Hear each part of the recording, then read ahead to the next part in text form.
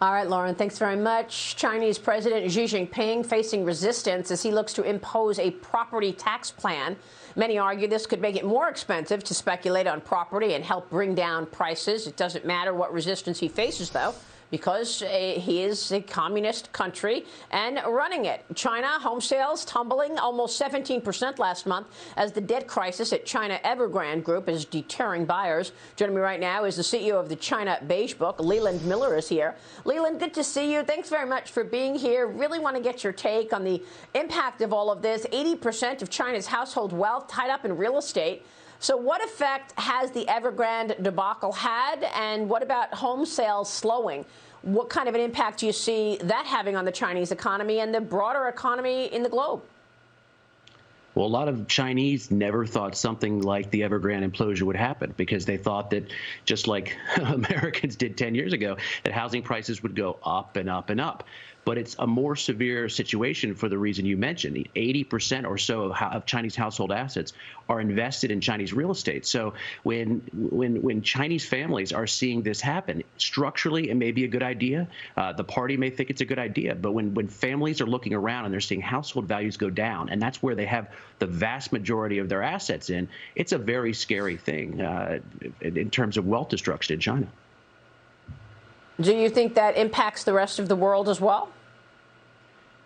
I don't think that the Evergrande implosion affects the rest of the world. I don't think that there's going to be any type of global contagion. You know, what China is a non-commercial financial system. We keep hammering home that particular term because it has a different toolkit than the United States or other Western countries. What it means is in China, you control all the counterparties in the economy. You can order suppliers to supply. You can order lenders to lend and borrowers to borrow. So the type of liquidity freeze that you had in terms of a Lehman moment in the United States, that won't happen in China. So the chances of broader contagion are very, very low. The problem here is what it signals. And then right now you're looking at what I would say is the death of the Chinese growth model as we've known it, for the simple fact that so much reckless credit expansion has gone into boosting property and building for building's sake that in Beijing right now, they're very, very nervous about the fact that this model can't continue and it can imperil the party. Well, maybe, but at the same time, we have talked so much about Xi Jinping's plans to overtake the United States as the #1 superpower and how some on Wall Street seem to be fine with funding the expansion of the CCP by investing in companies that are tied to the Chinese military. The Milken Global Conference is going on right now in Los Angeles, and there was a debate yesterday on whether or not to invest in China. Guggenheim Chief Investment Officer Scott Minerd says China is uninvestable, yet Blackstone signaled that investments are still possible. Where are you on that, Leland? I'm not ready to say that China is uninvestable, period, because I don't think it is. But I think it completely depends on your risk profile. What a lot of multinational corporations have done, lots of financial firms have done for years and years and years, has said simply, China's big, lots of consumers, lots of opportunities. We got to go in there and we'll figure it out. And I think the idea that you're just going to be able to go in there and divine what political risk is and risk what could be serious falls in company assets or stock prices, sales, et cetera. Now, that's a very dangerous thing to do. So for some firms that have a high enough risk profile right now, China may be a good opportunity from a value standpoint because they're willing to take the risks. But the idea of doing business in China the way we've done it for the last 20 years, I think that era is over. Because people understand increasingly that there are serious national security risks around funding companies that are looking to help take out the United States. And then the behavior of the CCP, I mean, disappearing Jack Ma for all of that time. The co-founder of Alibaba apparently left China for the first time since his business came under regulatory scrutiny about a year ago.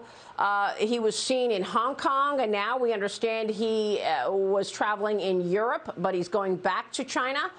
Do you think he can be as prominent as he once was now that the CCP has been clear in terms of making him pay for negative comments he made about the financial services industry in China by disappearing him for several months?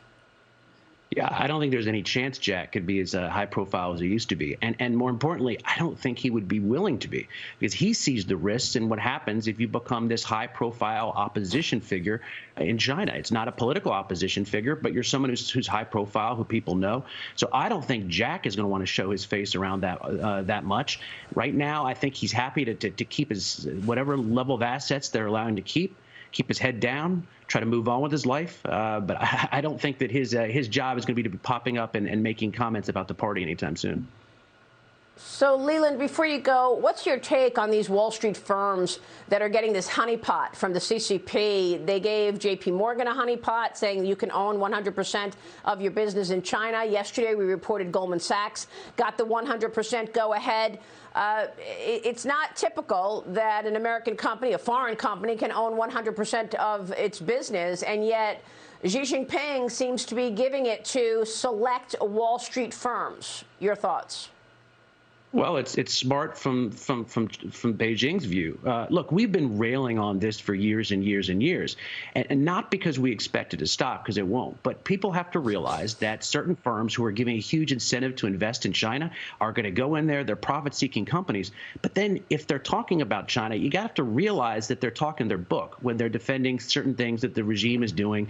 You just have to realize that these same firms that are in there investing are some of the same ones publishing commentary on how the Chinese economy is okay and how, things over there aren't that bad. You have to take everything with a grain of salt, because all these firms are in there talking their book, and I don't think that's broadly understood enough.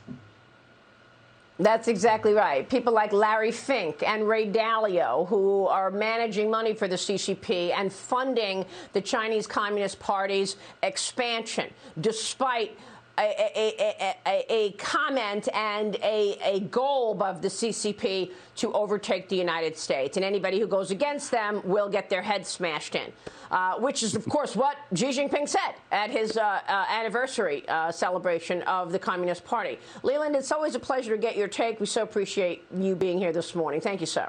Thank you, Maria.